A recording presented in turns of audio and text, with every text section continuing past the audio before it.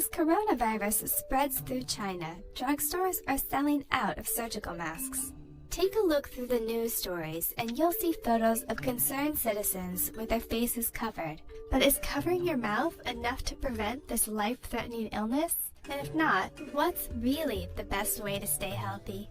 We spoke with an expert to better understand. Coronaviruses are a large family of viruses that are responsible for about 25% of cases of the common cold.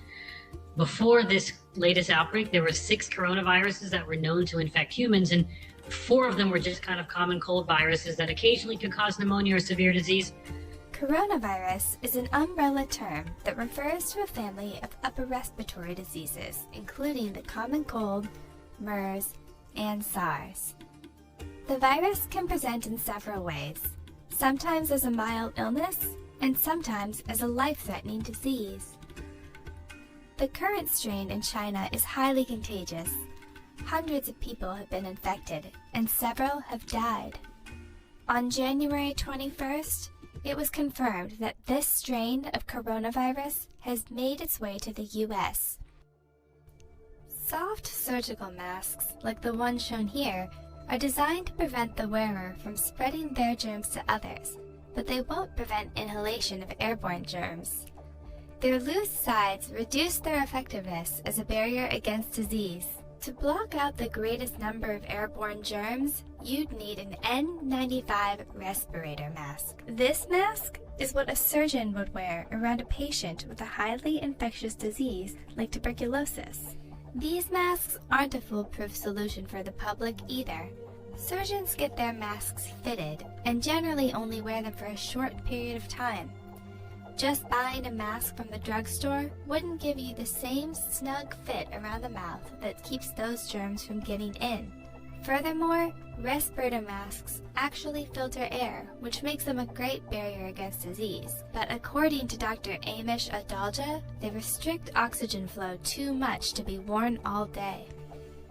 A study conducted by the University of New South Wales found that when worn correctly, these masks had an 80% efficacy rate of protecting the wearer against a proven viral infection.